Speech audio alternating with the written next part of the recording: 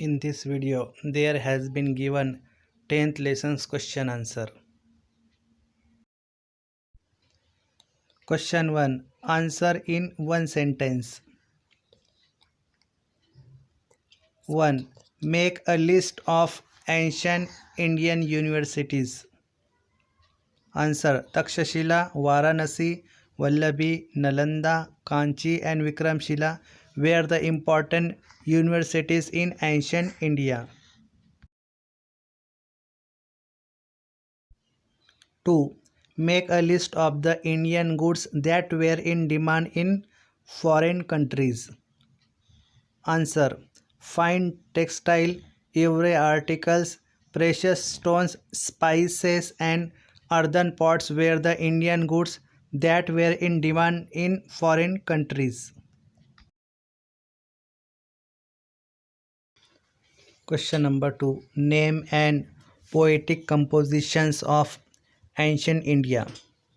Answer. Epics Ramayana and Mahabharata and Paumacharya, a poetic work, are composition of ancient India. Question number 3. Fill in the blanks. 1. The epic Ramayana was composed by Rishi. Answer. Valmiki.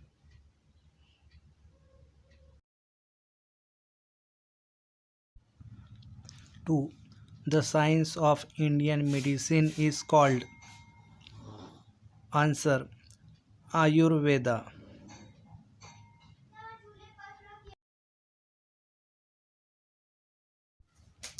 3. Thousands of students could live at the Dash University.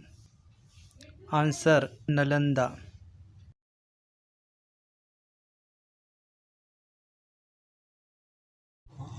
Question number 4. Answer in brief.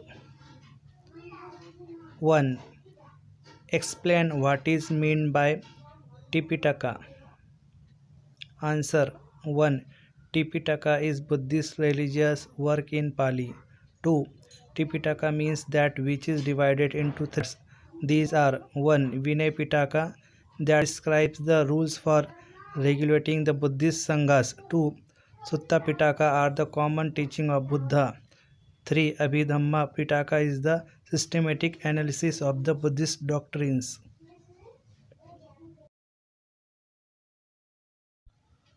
2. What is the message of the Bhagavad Gita? Answer. The Bhagavad Gita tells that each one of us should do our duty without expecting rewards. It also says that the path of devotion to God is open to all. 3. What aspects does Ayurveda take into account? Answer. Ayurveda is a very old traditional Indian medical science. Ayurveda not only seeks to understand the symptoms, diagnosis and treatment of an illness but also takes into account the prevention of illness.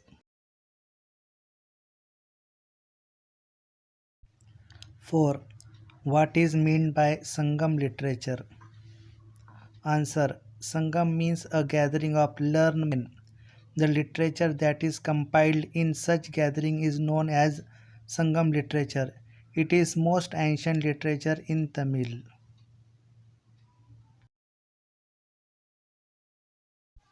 Question number 5. Art and architecture of the Maurya and Gupta period. Answer. Indian architecture reached its peak during the Maurya and Gupta periods. The stone pillars erected by Emperor Ashoka at various places are excellent example of Indian sculpture. The stupa at Sanchi and cave sculptures at Karla, Nashik, Ajanta, Ellora, etc. show that the same tradition advanced even further.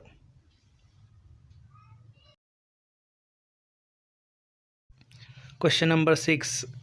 What would you do?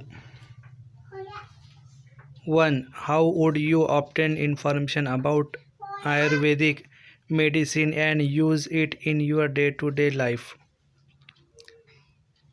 Answer. I will try to get information about Ayurveda from different literature that is available either in bookstores or on internet.